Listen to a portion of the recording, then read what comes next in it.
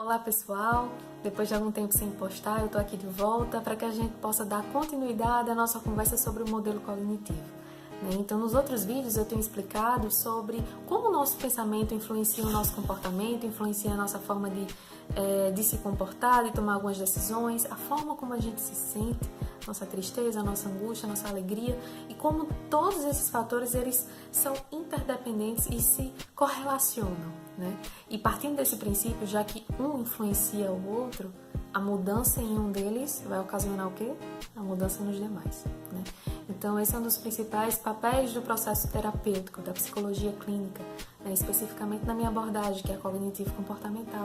Então, a gente parte do entendimento que o paciente tem uma estrutura psíquica e que, às vezes, essas distorções de pensamentos, elas podem vir a ocasionar algumas consequências, E a partir do princípio da mudança, da forma como a gente encara a realidade, ou seja, da forma como a gente interpreta, como a gente pensa acerca de algo, a gente pode vir sim a ocasionar algumas mudanças de comportamento e de emoções, Então tem alguns elementos que é importante a gente parar e refletir, como, por exemplo, primeiro, você não é o seu pensamento, você não é a sua emoção.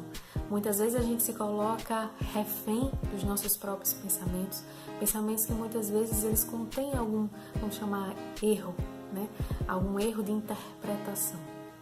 Então é importante quando você estiver nesse processo do entendimento do seu pensamento, que você compreenda qual é a evidência que eu tenho que esse pensamento é verdade, ou o que me leva a crer, a entender que isso que eu estou pensando é o que está acontecendo. O que isso significa para mim?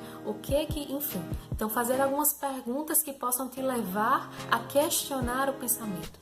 Então, o pensamento da gente, ele não é a realidade, ele não é o fato. E aí, vou exemplificar de uma forma bem interessante. Se eu pedir para você imaginar um elefante rosa, você conseguiria? Um cachorro verde-limão, um gato laranja, enfim. A nossa mente ela é muito fantástica, muito complexa, ela consegue juntar essas duas informações e gerar uma imagem, Esse pensamento em formato de imagem pode ser um som, um formato de discurso, enfim. Então, não necessariamente existe um elefante rosa. Até agora, Enfim. Mas a nossa mente ela é capaz de produzir isso, E aí é interessante a gente parar e refletir. Será que o pensamento que eu estou tendo, ele condiz com a realidade? Ele é concreto a esse ponto de ser real? Ou são junções de informações baseadas nas crenças que a gente tem de nossa experiência vivida, da forma como a gente tem tido, vivido de maneira geral. Então é importante que num processo de mudança de comportamento, de mudança de pensamento, a gente comece a entender que os pensamentos, eles vêm muitas vezes, se instalam e muitas vezes fazem com que a gente até se sinta mal ou bem em virtude de um pensamento que a gente tem. Então é interessante a gente entender o que a gente está empoderando na nossa mente, quais são os pensamentos que a gente está trazendo como realidade e torna isso convicção para nós, ou aqueles que a gente simplesmente deixa passar porque não condiz com as nossas crenças, enfim.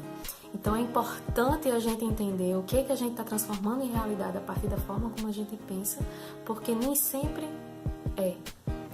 O fato é diferente da forma como a gente pensa. Então é importante a gente entender que a partir dessa identificação a gente pode vir a compreender a forma como a gente lida com algumas pessoas ou com algumas situações.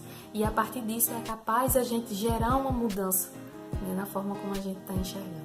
Então a dica de hoje é essa, que você possa parar e refletir um pouco sobre os seus próprios pensamentos, fazer algumas perguntas, e entender que você não é o pensamento, você não é a sua emoção, que elas fazem parte de você e que nem sempre o nosso pensamento é a realidade, Então fica a dica para vocês.